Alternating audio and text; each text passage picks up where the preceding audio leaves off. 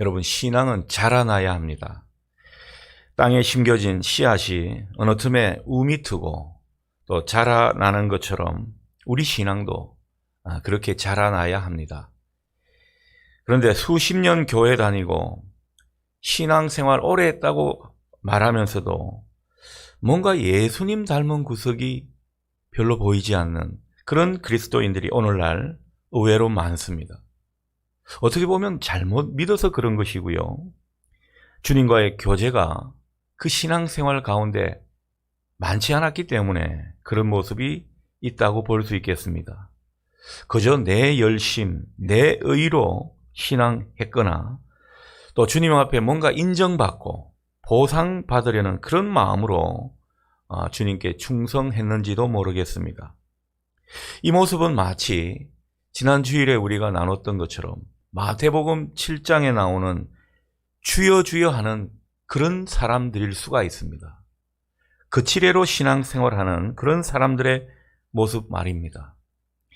우리는 이런 신앙의 모습을 벗어나서 주님이 말씀하셨던 새술은 새 부대에, 복음을 받는 사람은 새로운 어떤 그런 가죽 부대에 맞는 신앙생활을 찾고 또 그것을 추구해 가야 한다는 것입니다.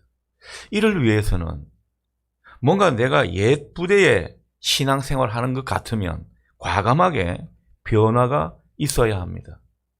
내 신앙에 문제가 있다 판단되면, 뭔가 내 신앙의 틀이 잘못됐다고 생각되면 우리는 과감히 근간을 바꿀 수 있는 이런 신앙의 개혁이 필요하다는 것입니다. 한 여행자가 미국의 그랜드 캐년 가장자리에 간 일이 있습니다. 이 발이 미끄러지는 바람에 뭔가 벼랑 아래로 굴러버렸습니다. 그러다가 가까스로 작은 나무 가지 하나를 붙잡았죠. 간신히 매달렸습니다. 그는 겁에 질려서 소리쳤죠. 거기 위에 누구 없습니까? 누가 날 좀 구해주세요. 그런 어떤 절박한 음성을 보냈습니다. 그러자 어떤 음성이 들려왔죠. 내가 여기 있다.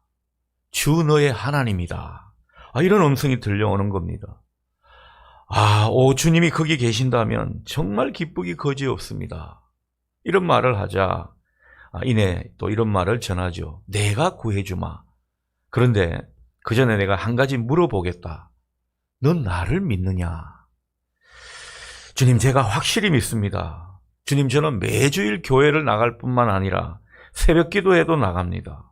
헌금은 또 얼마나 많이 하는데요. 주님이 다시 물으셨습니다.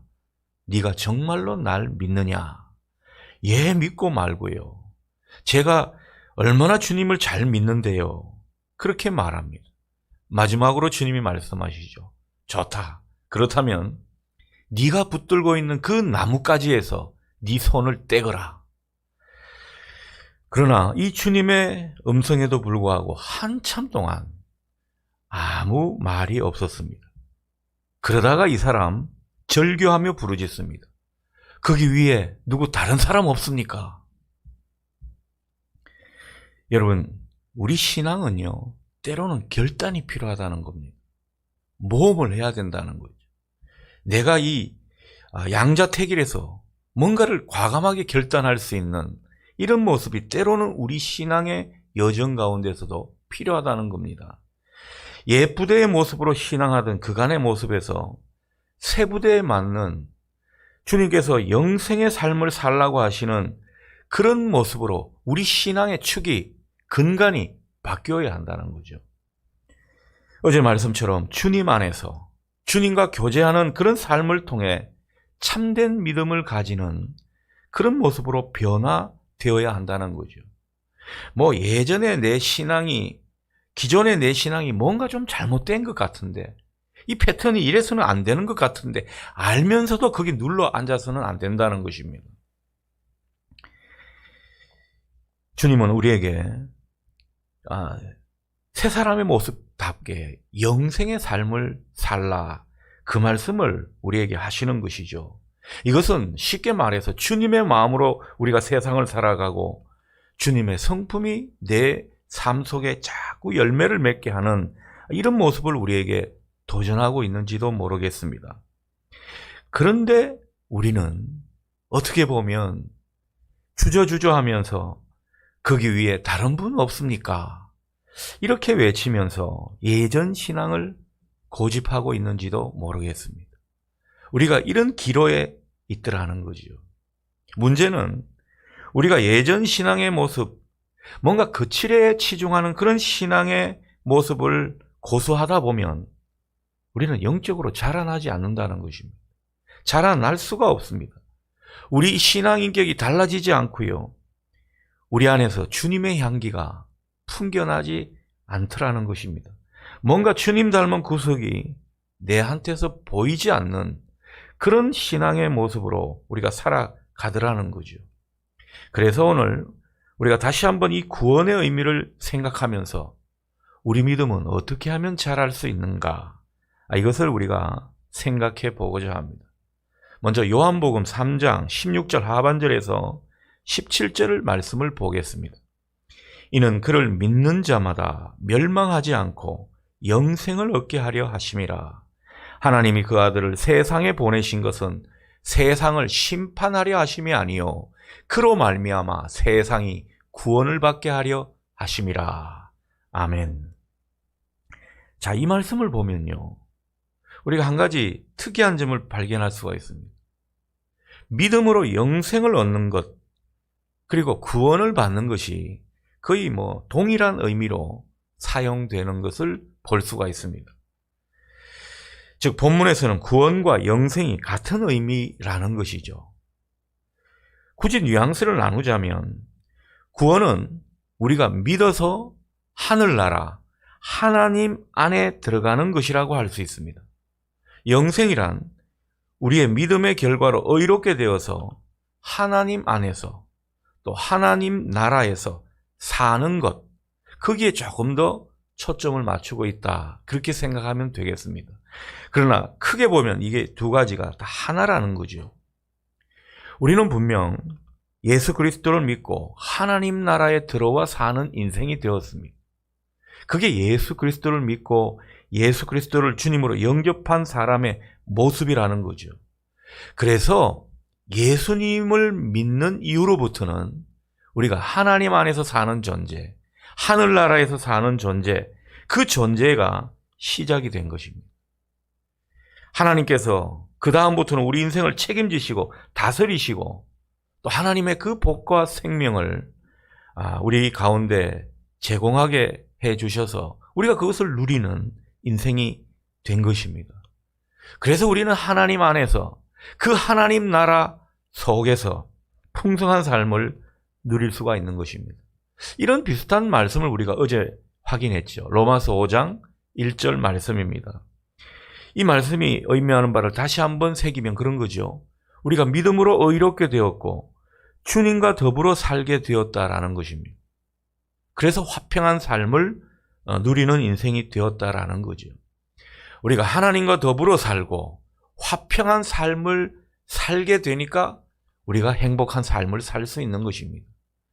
그래서 하나님과 화평한 사람은 사람과도 화평하니까 이게 행복의 근간을 마련하는 모습이라는 거죠. 우리의 믿음 생활은 하나님 나라에서 주님과 더불어 사는 그 삶이 시작된 것이라고 생각할 수 있더라는 것입니다. 요한복음 3장 6절에서 7절 말씀의 표현을 빌자면 우리는 거듭났습니다. 어디에서요? 하나님 나라에서. 하나님 안에서 거듭난 인생, 새로 태어난 인생이라는 것입니다. 자, 그런데 우리가 예수 그리스도를 통하여 하나님의 사람으로 하나님 안에서 다시 태어났다고 한다면 여러분, 다시 태어났으면은 이게 악이라는 뜻 아닙니까? 갓난아기라는 거죠. 그 갓난아기일 때부터 쭉 자라나야 된다는 이것이 전제가 된 것입니다. 신령한 젖을 먹고 자라나야 한다는 것입니다. 구원받은 사람은 그 구원받은 자리에서부터 성숙한 사람이 되기까지 계속 자라나도록 힘을 써야 한다는 거죠. 노력해야 한다는 것입니다. 그 점을 우리가 에베소서 4장 13절에서 15절 말씀을 통해 확인하게 됩니다. 제가 읽습니다.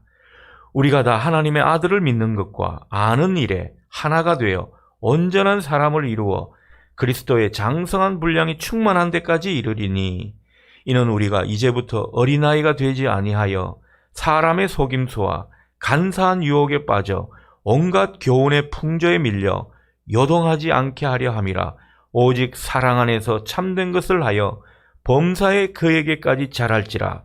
그는 머리니 곧 그리스도라. 아멘. 여러분, 무슨 말씀입니까? 하나님의 아들 곧 예수님, 그 예수님을 믿는 것과 그리고 그 예수님을 아는 것이 하나가 된다는 거죠. 그래서 우리가 온전한 사람을 이루어가고 그 온전한 사람의 목표치는 어디냐? 그리스도에게까지라는 것입니다. 그래서 우리가 그리스도에게까지 자라나는 인생이라고 말씀하시는 거죠. 그런데 문제는 어린아이 신앙에서 머무는 그런 사람들이 많더라는 것입니다. 자라나야 한다는 거죠.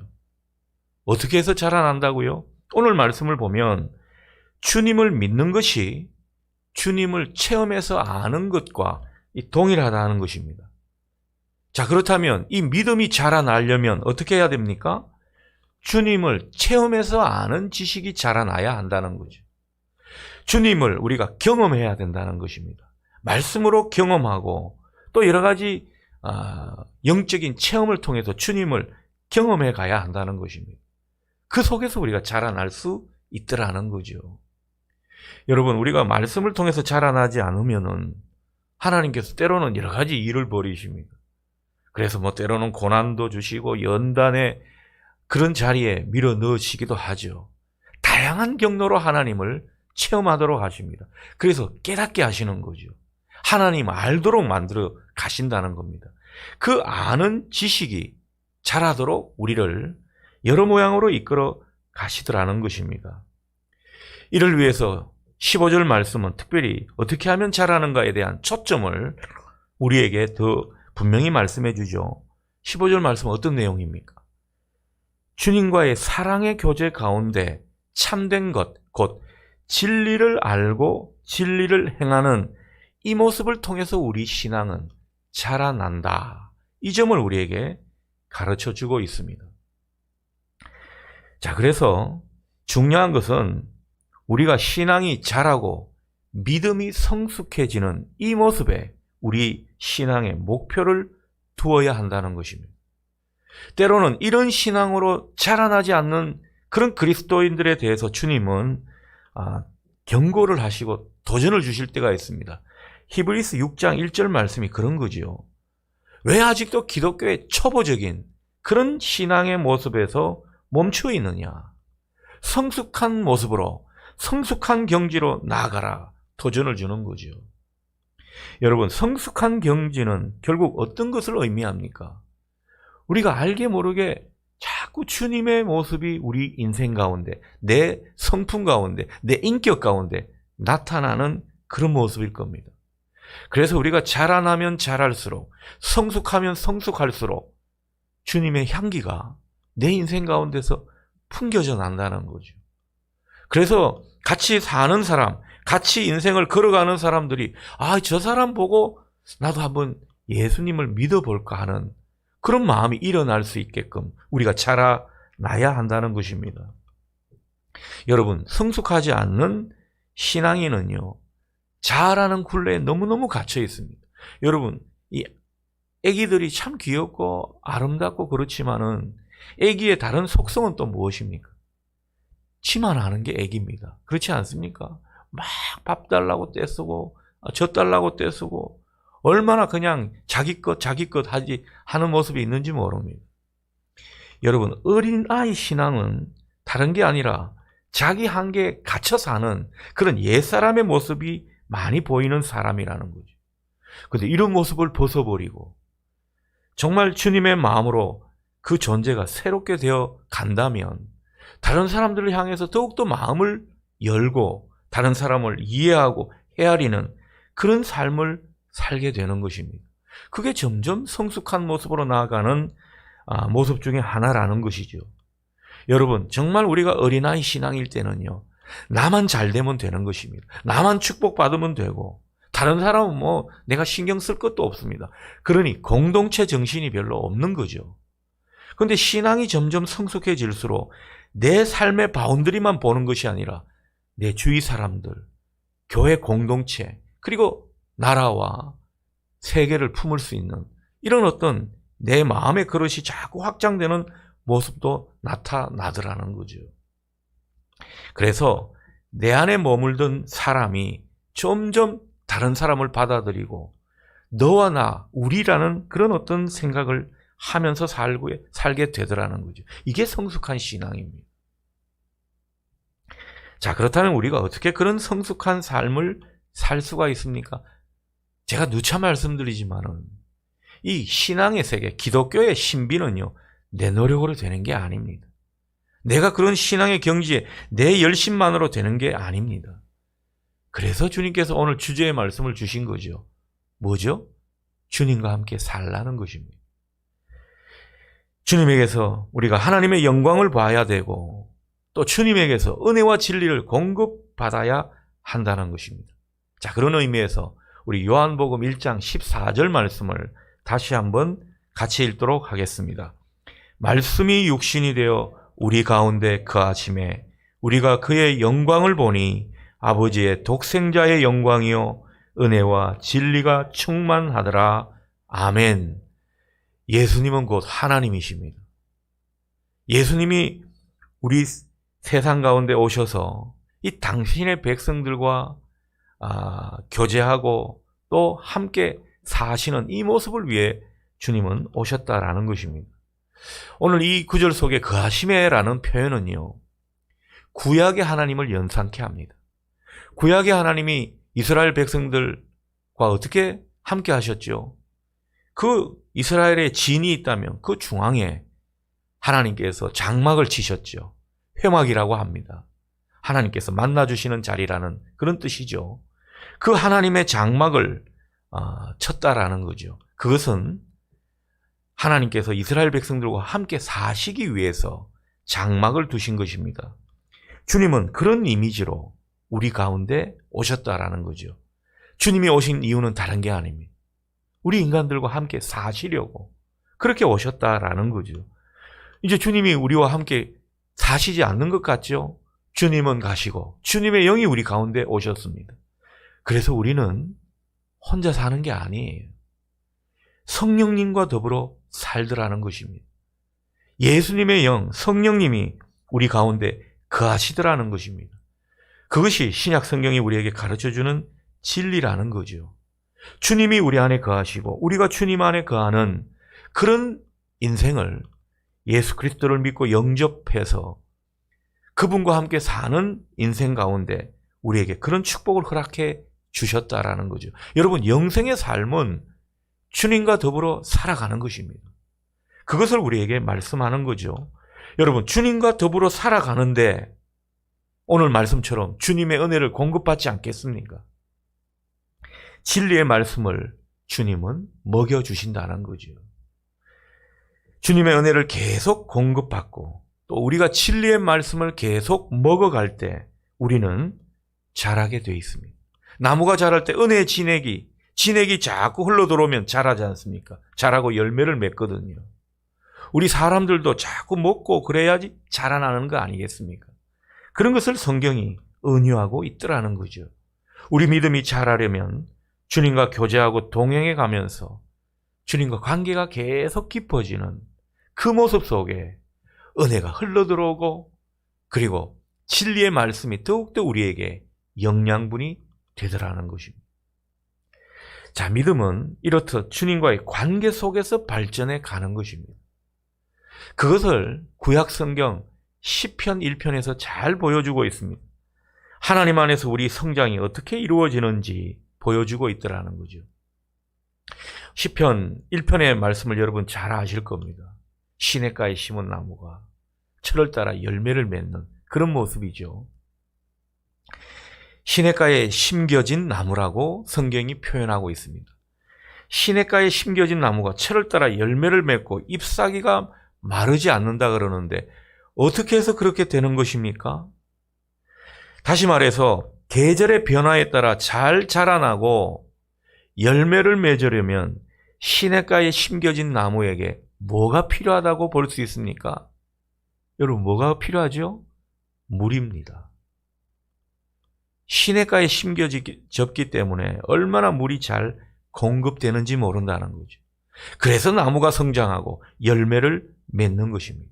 자, 그런데 그 물은 어떻게 공급되는가? 어떻게 마실 수 있는가? 그 점에 대해서 시편 1편 2절 말씀은 이렇게 말씀하고 있습니다. 오직 여호와의 율법을 즐거워하여 그의 율법을 주야로 묵상하는도다. 아멘. 여러분, 우리는 시냇가에 심겨진 나무입니다. 우리가 그런 인생이라는 거죠. 예전에는 세상 나라에 심겨진 인생이었습니다. 이제는 하나님 나라로 이야기되는 그 시냇가, 은혜의 시냇가에 심겨진 나무라는 것입니다. 우리가 이렇게 옮겨진 나무, 또 하나님 나라에 새로이 심겨진 그런 나무라고 볼 수 있는데, 그렇다면 그 은혜의 물을 잘 마셔야 합니다. 어떻게 해요? 오늘 2절 말씀처럼 하나님의 말씀을 즐거워하고 그 말씀을 묵상하는 그 모습으로 말입니다.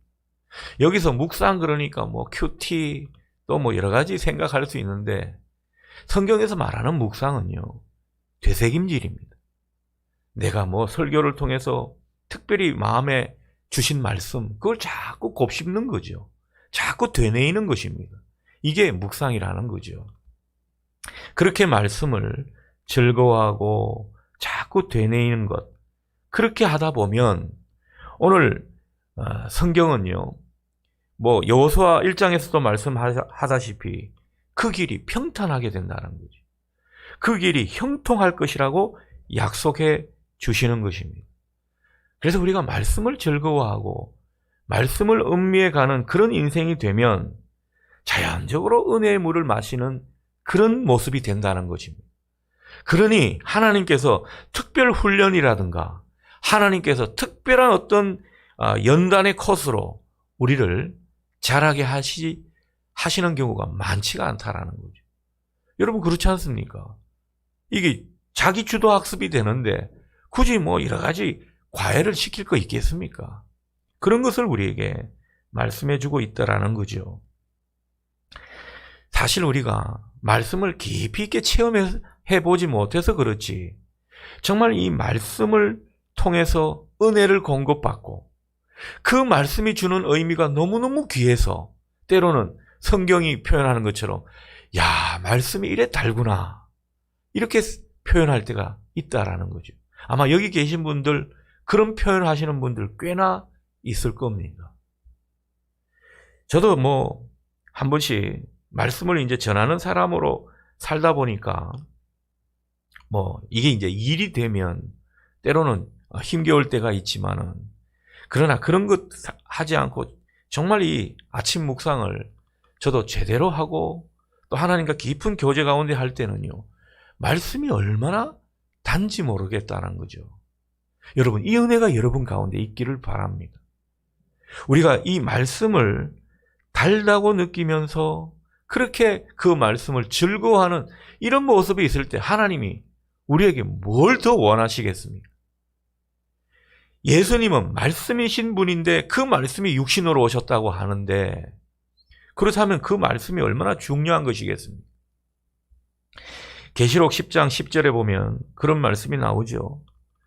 이 두루마리라는 그게 말씀을 의미합니다. 천사가 주는 그 말씀을 받아 먹는데 입에는 꿀같이 달았으나 먹고 나니 뱃속은 쓰라렸다. 뭐 이런 말씀을 하는데, 쓰라렸다라는 것은 뭔가 말씀을 소화하고 살아내기는 쉽지 않다는 측면을 이야기하지만, 그러나 입에는 얼마나 단지 모른다는 것이죠. 우리가 말씀을 가지고 계속 되뇌이고 묵상하다가 그 말씀의 의미를 깨달아 갈 때, 여러분, 그 말씀이 얼마나 귀한지 모릅니다.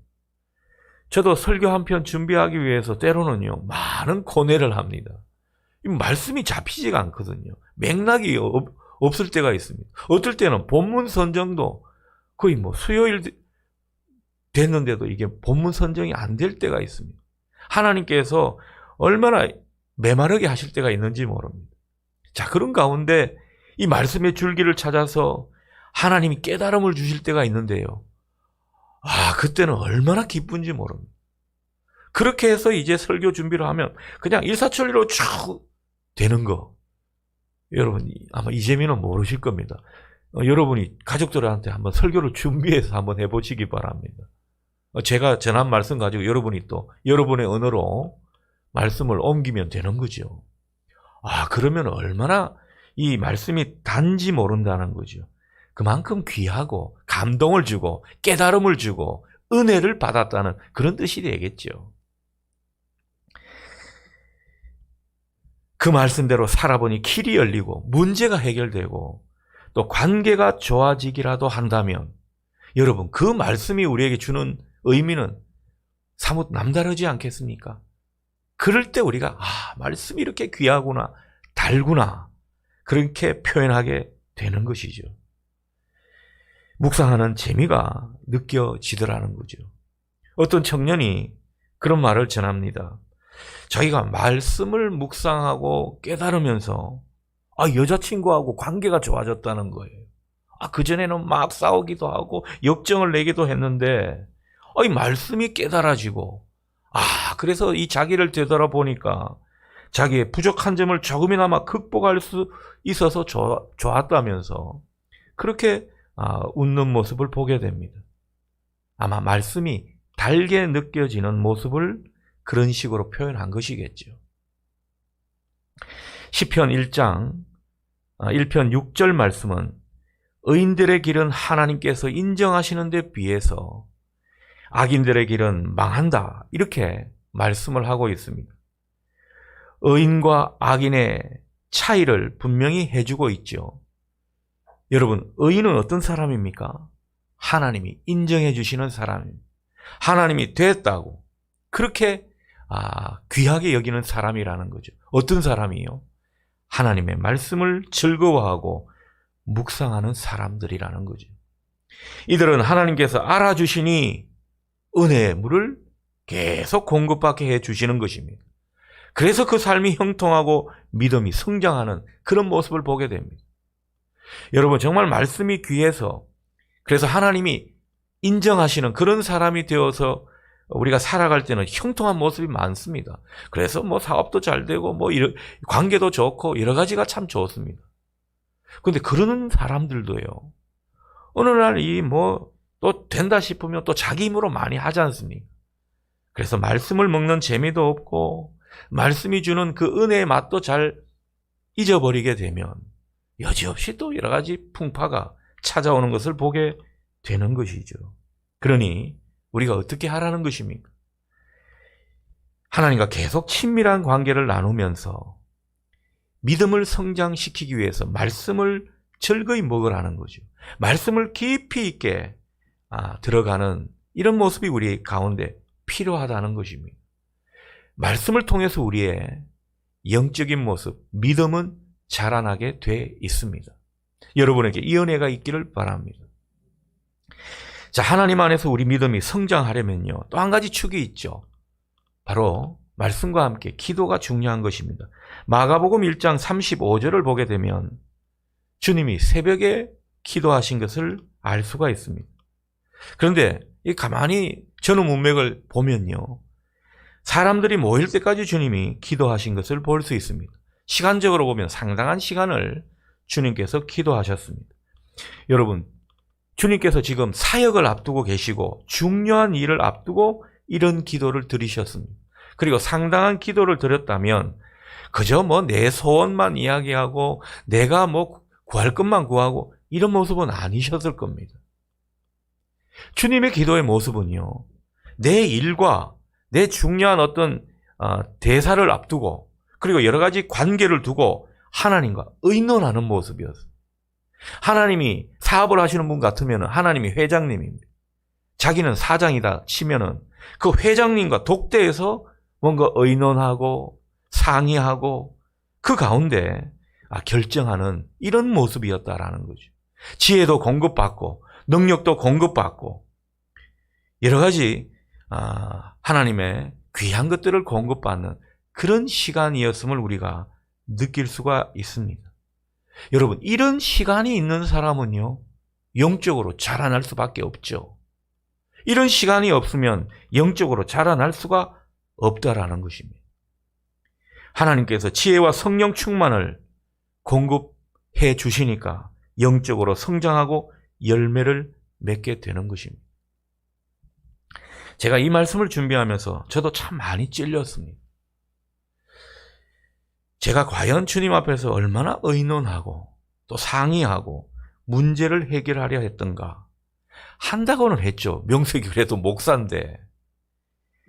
저는 나름대로 한다고 했지만은 많이 미흡한 것을 느꼈습니다. 그리고 제가 하는 수준이 여전히 얄팍하다는 것을 느꼈습니다. 형식 모양은 다 갖춰져 있는데 정말 주님과 깊은 독대를 했는가 생각해 보면 많이 아쉬움이 느껴지더라는 거죠. 좀 더 깊이 있게 주님과 기도로 교제하고 은혜를 구해야겠다. 이런 생각이 저도 많이 들었습니다. 여러분은 어떠십니까? 우리의 모든 일과 교회 사역, 관계, 중요한 사안을 두고 주님과 깊은 의논을 하시는 여러분 되시기를 바랍니다. 깊은 교통을 하시라는 거죠. 주님이 별로 말씀이 없으시던데요. 아니, 여러분 마음을 토로하고 그 속에서 주님께서 계시다는 그런 어떤 마음으로 하시라는 겁니다. 그러면 주님께서 때가 되면 우리가 원하는 타이밍은 아닐지라도 분명히 지혜를 주시고 능력을 주셔서 우리에게 주어진 모든 일을 슬기롭게 대처하도록 해 주실 것입니다. 요즘 슬기로운 의사생활 이런 드라마가 있던데 슬기로운 신앙생활 하는 방법이 이런 모습이라는 거죠. 주님은 요한복음 15장 7절을 통해 다음과 같이 말씀하십니다. 너희가 내 안에 거하고 내 말이 너희 안에 거하면 무엇이든지 원하는 대로 구하라. 그리하면 이루리라. 우리가 주님 안에 말씀으로 붙어 있고 그 가운데 기도하게 되면 주님은 우리 기도를 다 들어주신다는 겁니다. 일방적으로 우리가 기도하지 않고 뭔가 주님의 생각을 가져오려고 하고 내가 주님을 닮으려 하고 주님 말씀대로 살려고 하는 그 모습 가운데 그런 관계 속에서 우리가 기도하게 되면 그 기도는요, 역사하는 힘이 크다는 것입니다. 그 기도의 응답의 역사 속에서 우리는 그만큼 주님을 경험하게 될 것이고 그 주님을 체험하는 것이 결국은 우리 믿음을 자라나게 해 주실 줄 믿습니다. 이런 어떤 슬기로운 신앙생활의 원리가 여러분 가운데 자리 잡을 수 있기를 축복합니다. 마지막으로 마태복음 6장 33절 말씀을 제가 읽고 마치도록 하겠습니다. 그런즉 너희는 먼저 그의 나라와 그의 의를 구하라. 그리하면 이 모든 것을 너희에게 더하시리라. 아멘.